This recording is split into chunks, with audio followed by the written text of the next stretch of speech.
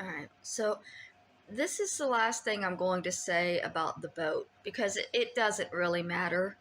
The boat is gone. The bouncy bee has been gone. The whole point was my aunt saying it never existed and then mocking me for its size. Here's the thing that I think is telling about this, which maybe nobody else notices. I remembered the bouncy bee as a small yacht. I was a child when I played on it. I was a child when I met it. It was just always there in the backyard, and I didn't look further into what it actually was. It was a boat. It had a name. It had a cabin. I thought it was a little yacht. I thought my papa was rich. I wasn't wrong. He left my grandma $1 million when he passed. A child seeing a little personal cabin boat and remembering it as a yacht is not an embarrassing memory. That's not an embarrassing thing. That's a child seeing the best in what they had.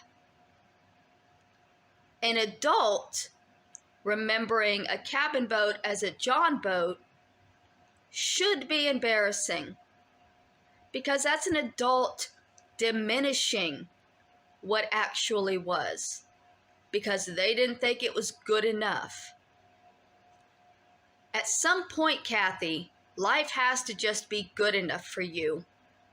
You have to be able to look at the things in your life and either see what they are or see them as better in order to be happy. But if you're constantly looking at the things in your life and seeing less, if you're seeing every yacht as a John boat, your life is going to be fucking miserable until you die.